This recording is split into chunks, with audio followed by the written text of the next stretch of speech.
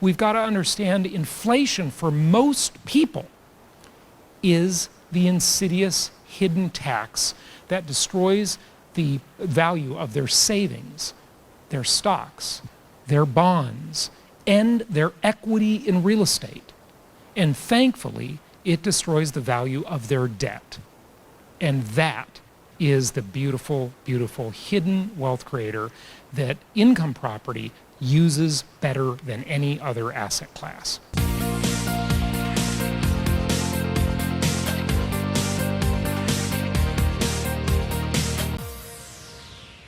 Let's talk a little bit about economics and money and the real estate market. It's quite a bit of switching gears from some of the variety of topics and the stuff we've talked about tonight and over the last few days. So first of all, just kind of an update on what's going on. And there we go. As you all know, how many of you are in real estate, by the way?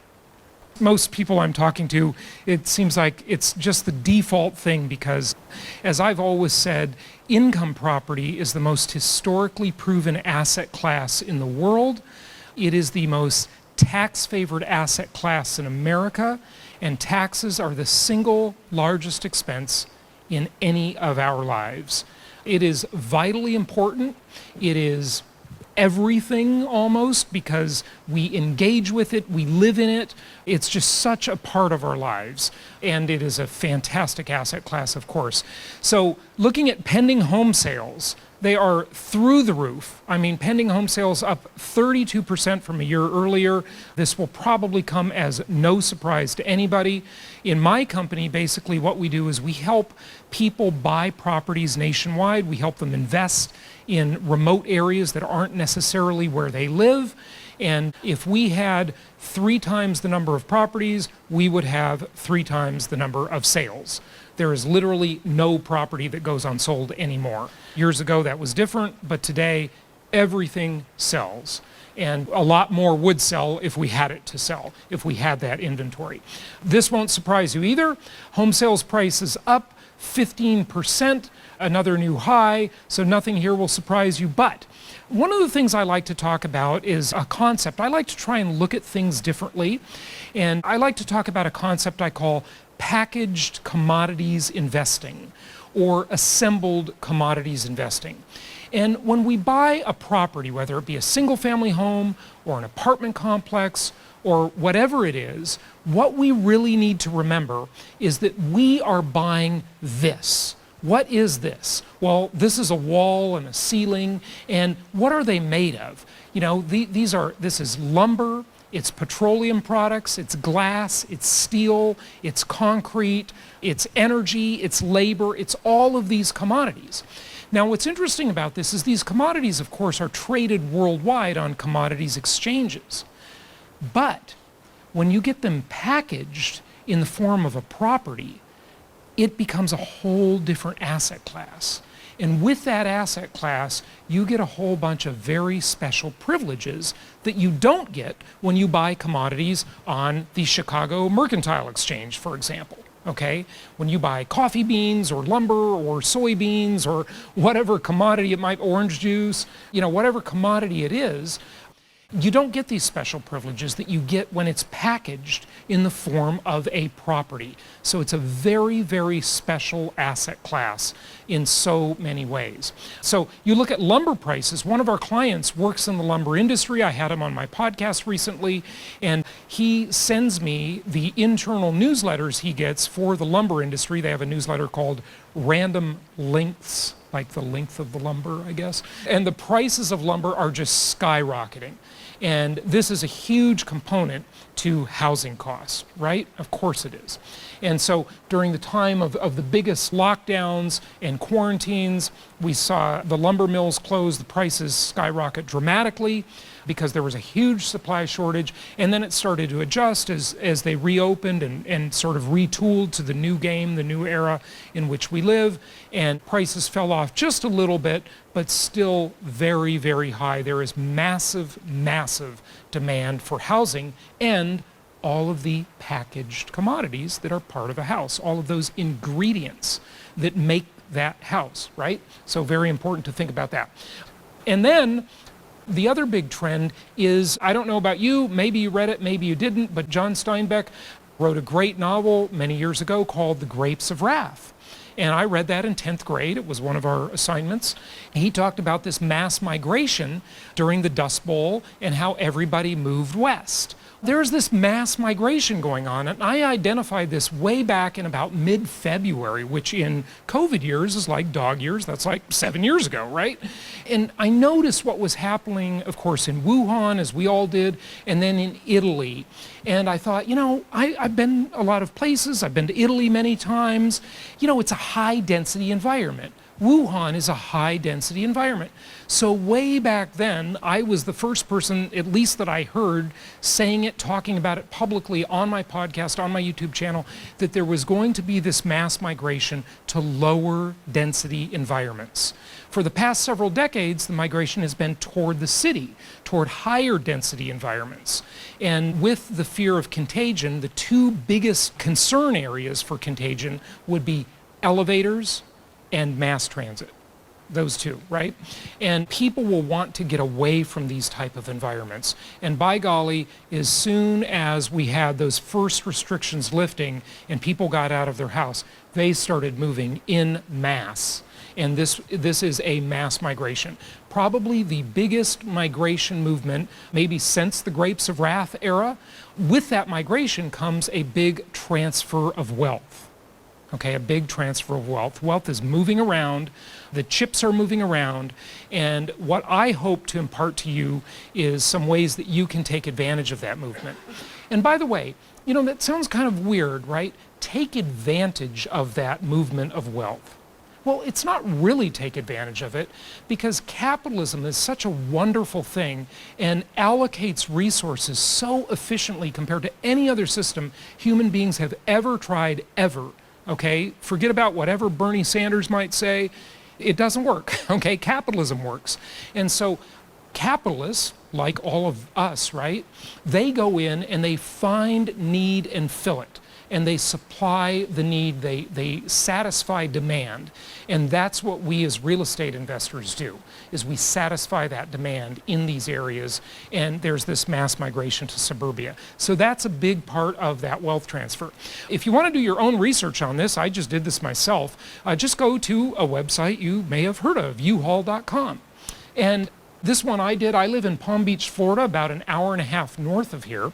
I know that people are leaving New York City, so I punched in that I wanted to pick up a truck in New York City, and I wanted to drive a truck one way to Palm Beach, Florida.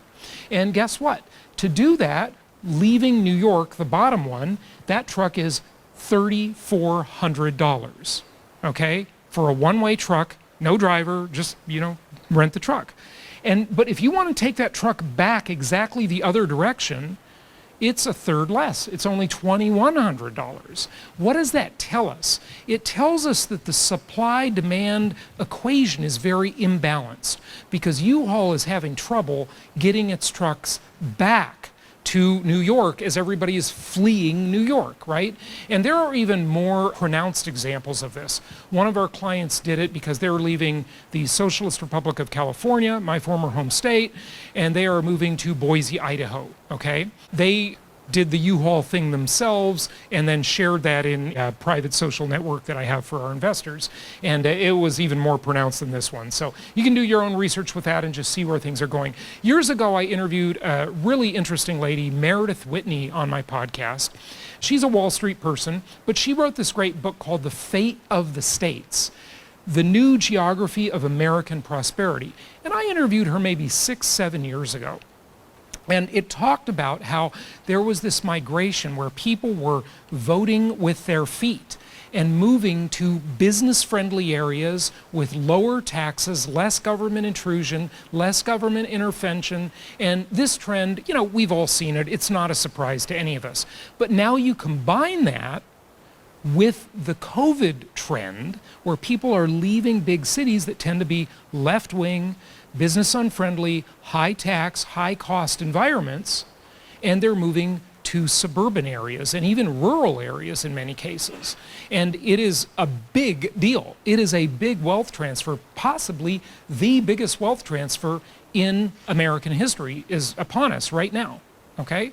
So get there and supply some of this need. People have needs, you can fill them, okay? So leaving California, was it something we taxed? Instead of I love New York, it's I leave New York, right? You know, there used to be a heart there, remember that famous logo? And this just shows, you know, where people are moving to as they're leaving New York and California, and it has massively, massively accelerated a trend that was already in place.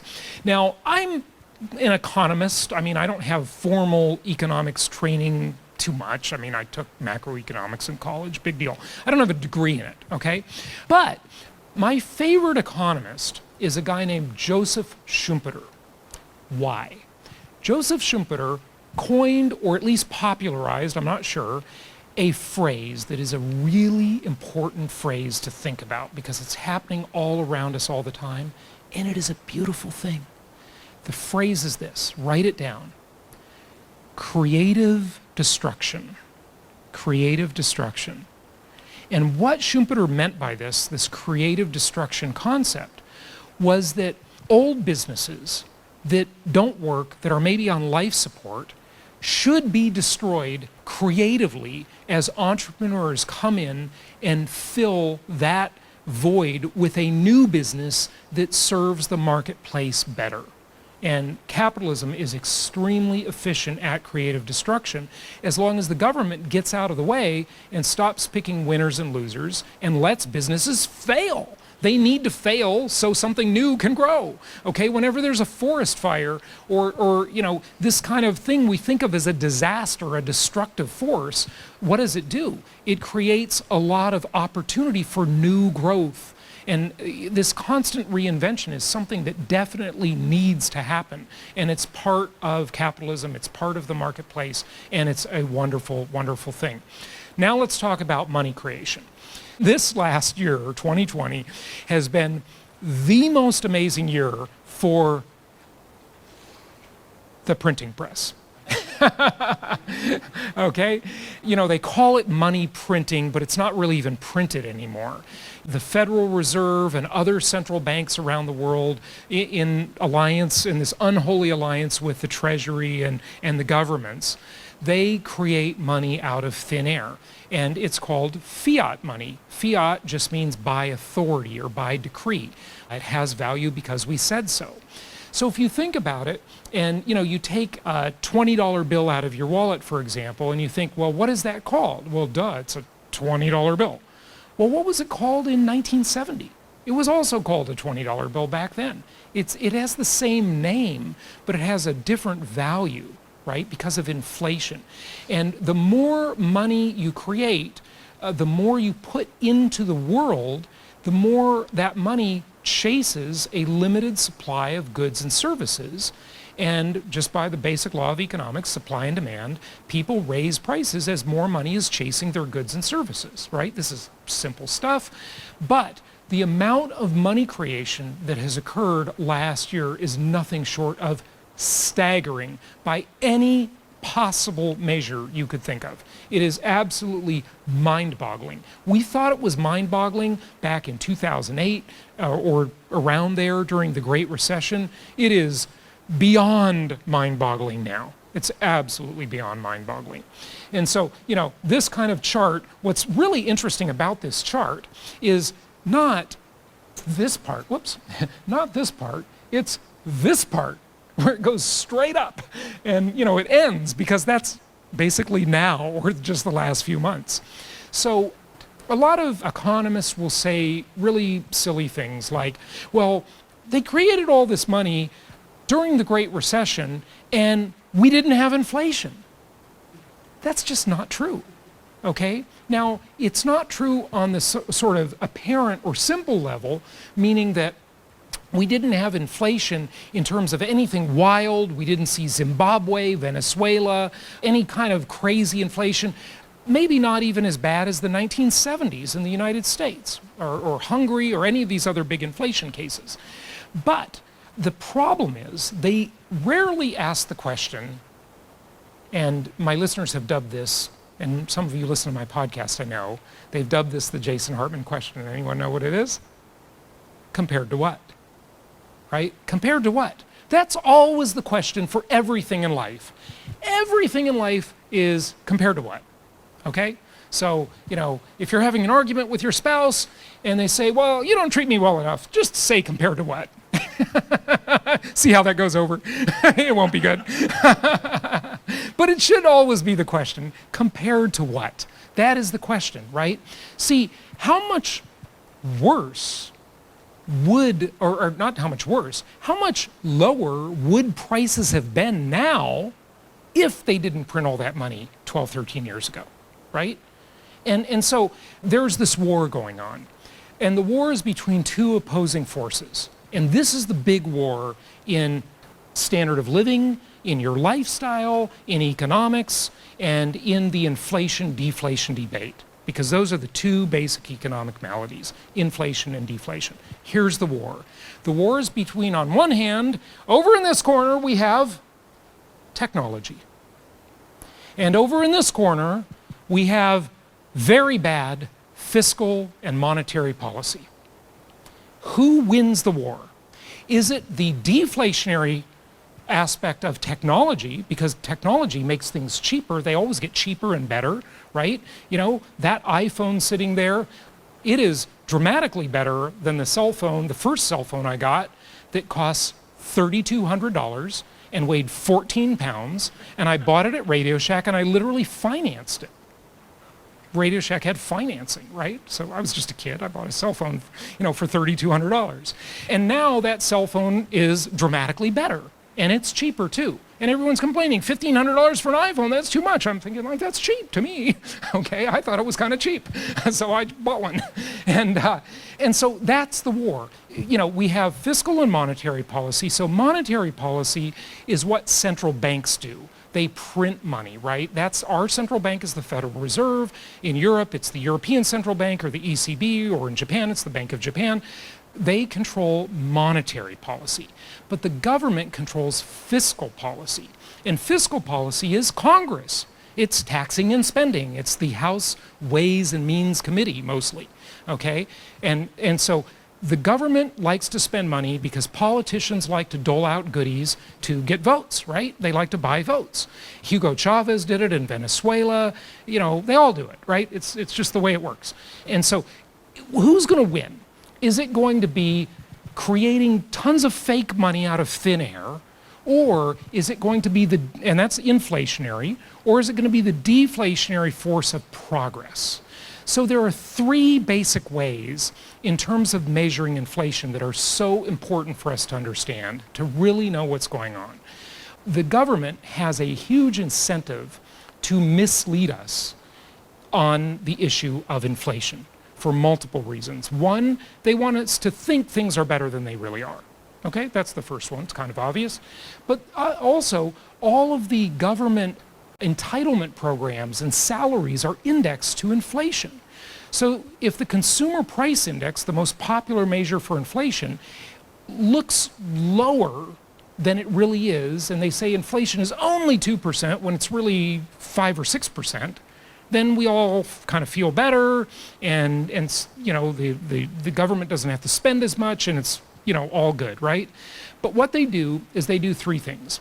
They use weighting, hedonics, and substitution to make us think that there's less inflation than there really is, okay? And we'll get to that in a moment. I hope I'm going to have time to show you a short video on that because it's fascinating. So this money printing is a huge, huge problem. There's another measure, M2, in terms of money printing, and there's more. I won't bore you with all these graphs. They're in your book, okay? And so there's more on the money creation. You all know it's true. You all know it's happening. You watch the news, right? Now, this is just a quick video. This is Tricky Dicky Nixon, for those of you who are too young to know. Okay, and this happened in 1971, and here's what he said. The third indispensable element in building the new prosperity is closely related to creating new jobs and halting inflation. We must protect the position of the American dollar as a pillar of monetary stability around the world. In the past 7 years, there's been an average of one international monetary crisis every year. Now, who gains from these crises? Not the working man, not the investor, not the real producers of wealth. The gainers are the international money speculators. Because they thrive on crises, they help to create them. In recent weeks, the speculators have been waging an all-out war on the American dollar. The strength of a nation's currency is based on the strength of that nation's economy. And the American economy is by far the strongest in the world. Accordingly, I have directed the Secretary of the Treasury to take the action necessary to defend the dollar against the speculators. I have directed Secretary Connally to suspend temporarily the convertibility of the dollar into gold or other reserve assets, except in amounts and conditions determined to be in the interest of monetary stability. So that statement changed the world. When Nixon did the final thing to close the gold window and take us off any connection to gold, the spending went absolutely crazy right after that. And guess what else happened? Housing prices went through the roof. A lot of inflation happened. There were lines at the gas stations that were 3 hours long, and you could only get your gas on odd and even days, depending on your license plate number, and all kinds of crazy stuff, right? So are we here again? I don't know. Maybe, maybe not. But let me give you some food for thought. So what I always tell people on my podcast is that we can't change this. We can complain about it, we can philosophize, and we can say it's wrong. And all the stuff the governments and the central banks do, it's definitely wrong. It's not even moral, it's immoral, right? In so many ways, and has so much impact on so many areas of life, including art and innovation and all kinds of interesting things. If you listen to this week's episodes of the Creating Wealth Show, you heard me talk about that. Look, since we can't change it, we simply need to align our interests with the two most powerful forces the world has ever known: governments and central banks. Governments have standing armies, they have aircraft carriers, they have police forces, and they basically do the bidding and they're in collusion with the central banks. We're not going to fix it. We can only try to do what they're doing so we benefit from it the same way they benefit from it. So think about it. If you're the United States and you owe China, say, let's round it off and call it $1 trillion, okay? And if you inflate your currency so it becomes less valuable by printing more of it, okay, the value of that debt goes down in real terms, okay? So if there's 10% inflation, you just knock $100 billion off your debt. Poof, it's magic. It's the greatest thing ever. So how can we use that? Okay, how can we use that? My second favorite economist is a guy named Richard Cantillon. I don't know if he coined it, but someone that came after him coined the idea of what's called the Cantillon Effect. And the Cantillon Effect meant this. It meant that the people closest to the money printing benefit the most. That seems pretty simple. So if you're a bankster and there's more money being printed, you're going to benefit the most because you're going to be near the faucet. And as that money flows out of that faucet, you're going to get a bigger share than the person working for minimum wage at the other end of the economic spectrum. If you're a Wall Street crook, okay, you're going to get the bigger part of the spigot, right? If you're a government politician, how did Nancy Pelosi ever get so rich? How did Bernie Sanders get 3 homes? He's the common man. I don't know. It's just crazy. All these politicians, they go into Congress with very little, and, after several years they're somehow rich. I don't get it. It's Cantillon Effect, right? It must be great. So this is going to happen. It is happening. It's going to happen more and more, and it's going to get more pronounced. There's going to be more and more inflation.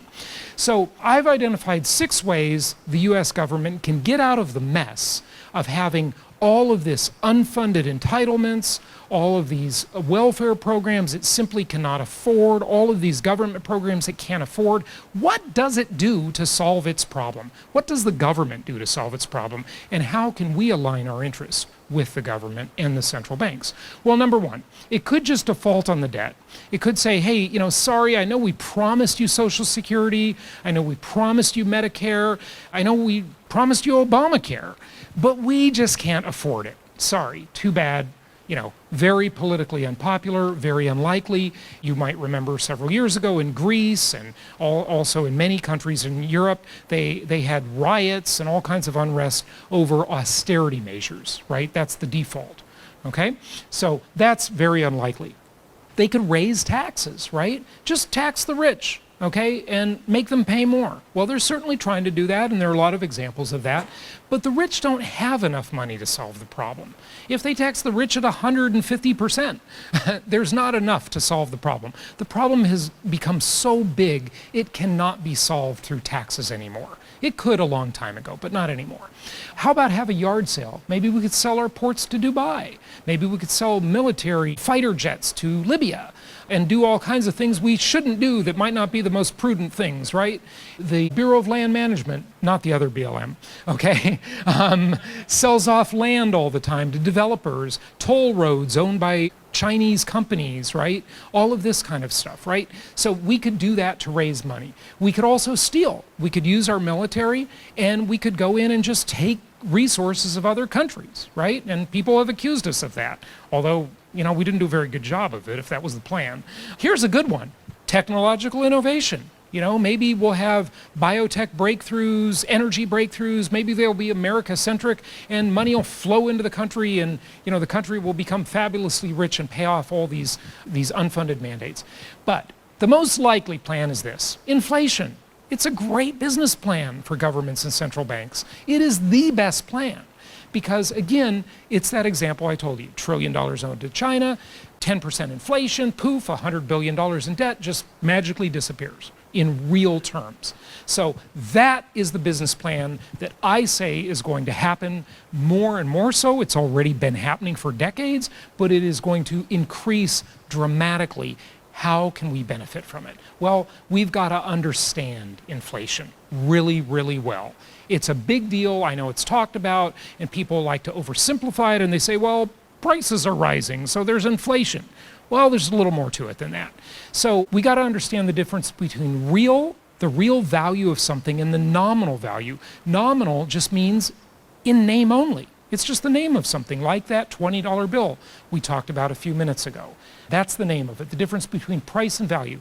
We've got to understand inflation for most people is the insidious hidden tax that destroys the value of their savings, their stocks, their bonds, and their equity in real estate.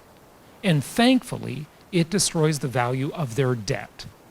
And that is the beautiful, beautiful hidden wealth creator that income property uses better than any other asset class. Inflation is the most powerful method of wealth redistribution. It's not taxation, it's inflation. It's much more powerful. Many years ago, I had Joe the plumber on my show. You remember him back from 2008? So he walked up to Obama and kind of, rudely said to Obama, "You're going to redistribute my wealth." And he was talking about taxation. But that's not very powerful. It's too obvious. Everybody notices it. Inflation is much more subtle and much more powerful. But inflation redistributes wealth from lenders to borrowers. Because if I borrow $1 million in mortgages and we have over the course of 1 year or 3 years, doesn't matter, we just have it. If we have 10% inflation, then $100,000 is paid off for free just by inflation. It's the beautiful hidden wealth creator. Everybody thinks they're making money in real estate because they buy low and sell high. That's for amateurs. It's all right, okay, I'll take it, but it's not the most powerful thing. The most powerful thing is something I call inflation-induced debt destruction. Now, I want you all, because it's late, I want you all to repeat that with me 10 times. To make sure you're awake. Okay, ready? Inflation-induced debt destruction. Inflation-induced debt destruction. Okay, 2 times is enough. We won't have that much inflation that we need to say it that often. But that is the hidden wealth creator, inflation-induced debt destruction. So let me show you this video because this is absolutely fascinating. Now, How are we doing on time? Okay, we got a few minutes, so let me just show you this video. Now, I got to tee this video up. This video is about 14, 15 years old, and it is Peter Schiff. How many of you know Peter Schiff, right? Okay, Peter Schiff, I had him on my show many years ago. He's a super interesting, highly intelligent person. I call him the master of the zinger soundbite. He just zings them. You know, the sound bites are great with Peter Schiff, right? But I wouldn't recommend investing with him because he's like just so wrong so often, okay? But he's not wrong about this, okay? There are subtleties to things you got to think about, right? He's not wrong in this video. And he's having this debate with a guy named Harvey Hirschhorn from Bank of America, an economist for Bank of America. And Schiff just slaughters him. Okay, like he usually does. He's a very good debater. And, but I want you to notice how the mainstream media on CNBC or anywhere marginalizes Peter Schiff, even though he's right about this issue. He's right about it, okay? And I want you to also notice in this video one of the manipulation methods that I talked about earlier. Remember I said the way they hide and suppress the real inflation numbers are weighting, substitution, and hedonic indexing. You're going to hear an example in this video that Harvey Hirschhorn makes about hedonic indexing when he talks about the power of a processor. So let's listen in. This is a really good video. So the economy slows, but stocks hold up. What's going on here? We're speaking with Harvey Hirschhorn, portfolio strategist, Bank of America, and my personal favorite, Peter Schiff, president of Euro Pacific Capital and author of Crash Proof: How to Profit from the Coming Economic Collapse. If you're feeling a little blue, Peter's here to push you over the edge. All right, gentlemen. Peter, I'll start with you. Said anything yet. You know I'm kidding, but I'll start with you, Peter. What's the latest doom and gloom? Well, you know, everybody is celebrating the record high in the Dow, 13,000. Yeah. But, you know, the problem is the price of everything else is rising a lot faster. You know, these records are the result of inflation, not legitimate growth. If you take a look at the Dow priced in euros, for example, it's down 30% since 2000. Yeah. If you price it in wheat or corn, it's down 40%. Price it in gold, it's down 50%. Price it in oil, it's down 70%. Price it in copper, it's down 80%. Hey, Peter? Price it in uranium, it's down 90%. Hey, Peter? Yeah. Here's the thing. It's priced in dollars and always has been and always will be. No, but who cares if you have more dollars if the dollar buys less? I mean, think about what the Dow was worth in 2000, and think about the big increases in the cost of health care and the cost of education and the cost of insurance, and compare that with a puny increase in the value of the Dow. That's always been true. Well, yes. Well, stocks have been a bad investment, adjusted for inflation. You know, back in 1920, for all this time. Back in 1929, the Dow was worth 19 ounces of gold. It's still only worth 19 ounces of gold. The returns have been dividends. That's it. The appreciation is an illusion created by inflation. Harvey, help me out here. Well, the markets, when you measure them from any kind of a historical peak, you're always going to get some aberrations in the comparative analysis. So I take all that with a grain of salt. You know, the stock market in terms of the power of a processor is up quite a bit given the increase in quality of processors. So you can play that game every way you can. Let me ask you something, Harvey. And Peter didn't, well, he kind of came at it from a tangent, but he didn't directly mention this. You know, we've been watching these earnings reports come in, and it's clear that some of the strength is due to the weakness of the dollar. The companies are benefiting from the translation of the currencies. Now, in the old days, that would have been backed out, but I don't hear anybody doing that anymore. Are we getting sloppy about this, or what? You know, well, some of it is coming through, and in the past, especially in the pharmaceutical area, it was a question mark. But we are seeing greater globalization of U.S. companies.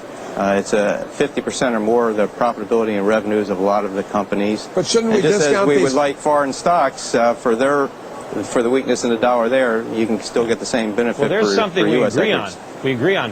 The place to be is abroad. The place to invest is foreign stocks. But, you know, because U.S. companies are having their earnings, you know, buoyed by a weak dollar, I mean, there's nothing good about that. All they're doing is earning more dollars that translate into fewer euros or fewer, Swiss francs or Australian dollars. We're just putting our goods on sale, so we're selling more of them, but we're getting less in return. But, the dollar is in danger of a major collapse here. We're at right above major long-term 30-year support. And I think if we crack through these levels in the next several weeks, what we saw a couple of months ago in February with a 500-point drop in the Dow, that's just a warm-up. The main event could be coming. We could have a much, much bigger down day if the dollar breaks down, and I think it can certainly take the bond market with it, and watch for that. Okay. Well, the dollar is weak on one level, but on the other level, it's really not weak. It's actually the strength in the foreign currencies. The foreign economies are doing better. We'll talk about the glass is half full. Gentlemen, I'm sorry, we are out of time, and time waits for no man. Harvey Hirschhorn, thank you very much. Portfolio strategist, the whole thing Bank at the end, how they marginalize. Peter Schiff, President, Euro Pacific Capital. And Liz, say something to cheer me up. Peter always just bums me out. Mark, I was being spoken to just as you said what you just said. And then I was saying that after Peter's somewhat gloomy outlook, we could use a ray of sunshine here. Well, yeah. Even false hope would do. I got to tell you, we get a lot of email from people who say, I want to hear more from that guy. I know. He's got a following. Interestingly enough, over the course of time, the predictors of disaster have always sold more books than the people who predict good news. Even though the disaster predictors have been wrong. Hey, somebody's making money out there. Yeah. Anyway, isn't that interesting how they just totally marginalize him? And or 2007, I think. Yeah. And, of course, Peter was wrong about his prediction that he's been wrong about forever, about the dollar collapsing and all this stuff. And the problem with a lot of these doom and gloomers is they just do the math. And the math isn't enough. They got to also consider that the U.S. has the biggest military the world has ever known and the ability to maintain the reserve currency status with that military. Love it or hate it, at the end of the day, everything comes down to force. That's vile, I know, it's barbaric, but it's the way of the world. It's just history, okay? And sadly, future, okay? The U.S. also, one thing that's not considered very much in terms of a U.S. asset is the U.S. has the biggest brand in the world, okay? Remember the earlier speaker that talked about how Apple's the biggest brand? No, America's the biggest brand, okay? America is the brand that almost, not everybody, but almost everybody in the world wants to live under, okay? It's a great brand. There's no question about it. And it has the reserve currency of the world and the military to keep that reserve currency status for a long, long time. That's why they can kind of defy gravity with all of this spending. They can kick the can down the road forever. And that's why Peter Schiff is just like always wrong about the end of the world, or the end of the dollar at least, okay? And there are many others like him. He's not the only one. Okay, so this is a chart about something that really happened to millions of people. This is not an abstract theory. It's not some esoteric thing way out there in the ether. This is reality. And what this chart shows us is someone buying the median price home in 1972 and living in it. Now, if this were a rental property, it would be dramatically better. Don't worry about all the numbers. I'm not going to bore you with them. We're just going to fast forward through them. It'll be totally relatable. Up at the top in the green, the median house price in 1972 was $18,000 and change. Follow me? In the top in the green, right? The mortgage amount, if you got an 80% loan, was about $14,600. The interest rate back in 1972 on a 30-year fixed-rate mortgage was 7.37%. Are you grateful rates are so low now? You know who did that? Your rich uncle Jerome Powell, Chairman of the Federal Reserve. Take advantage of it, okay? I don't agree with what he's doing necessarily. I'm just saying take advantage of it. That's it. So, in 1972, how much was a dollar worth? $1. Exactly right. Thank you. Yes, $1 was worth $1 in 1972. But let's fast forward 12 years. Okay, 12 years. A friend of mine was born in 1984, and George Orwell wrote a book about 1984. Okay, so in 1984, when you go down here, the 1972 dollar here was worth $1. Here it's worth 40 cents. So the dollar depreciated in value because of inflation. It became less valuable. So this person that bought this house, these millions of people that bought this house, this example house, they were paying $101 per month. That was their mortgage payment. But 12 years later, the real mortgage payment, even though the check was still $101, the value of that check was only $41. This is inflation-induced debt destruction happening right here. Now let's fast forward to the end. We won't go through all the numbers. By 2001, they lived in that house for 3 decades. 3 decades they lived there. And they did not rent it out. If they rented it out, it would have been dramatically better than this. But this is good enough because it's impressive. Remember, they got a mortgage for $14,600.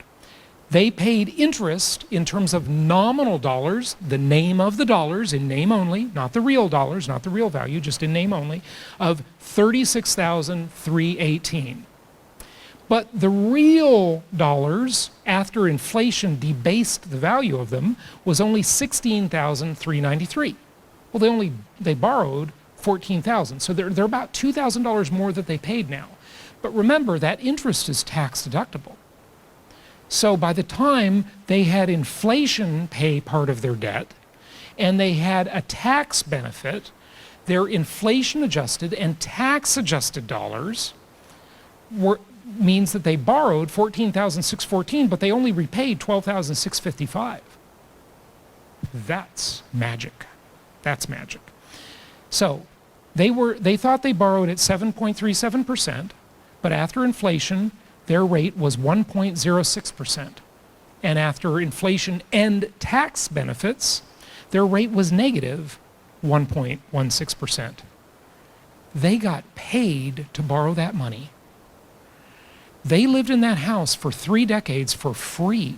No, it wasn't free. They got paid to live there for 3 decades. That is a miracle. Isn't that awesome? Now imagine, yeah, clap. Okay, it's good. I invented inflation. No.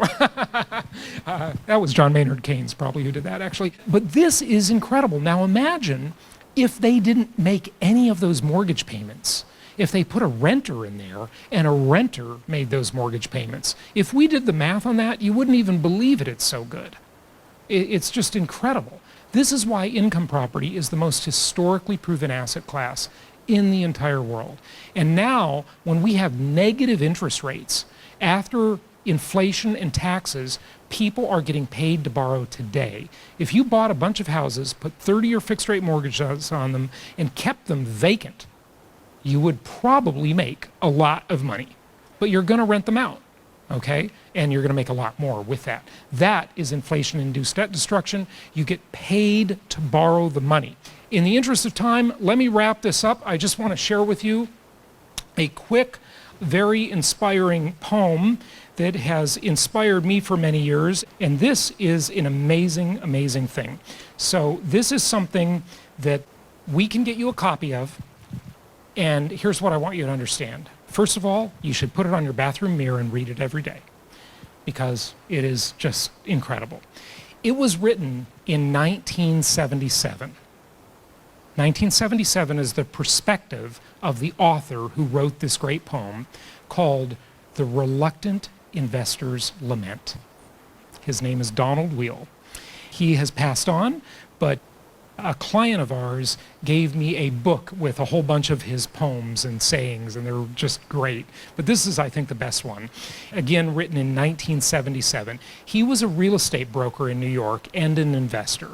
And here's what he was thinking and what he wrote. He said, I hesitate to make a list of all the countless deals I've missed, bonanzas that were in my grip. I watched them through my fingers slip. The windfalls which I should have bought were lost because I overthought. I thought of this, I thought of that. I could have sworn I smelled a rat. And while I thought things over twice, another grabbed them at the price. It seems I always hesitate and then make up my mind when it's much too late. A very cautious man am I, and that is why I never buy. When Tucson was cheap desert land, I could have had a heap of sand. When Phoenix was the place to buy, I thought the climate was much too dry. Invest in Dallas, that's the spot, but my sixth sense warned me I should not. The golden chances I had then are lost and will not come again. Today, I cannot be enticed, for in 1977, everything is so overpriced.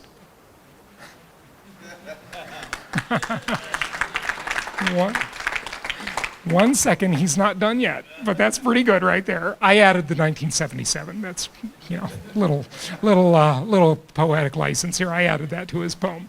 The deals of yesteryear are dead. The market's soft and so's my head. And at times a teardrop drowns my eye for the deals I had but did not buy. And now life's saddest words I pen, if only I'd invested back then. Don't be the reluctant investor. Thank you very much.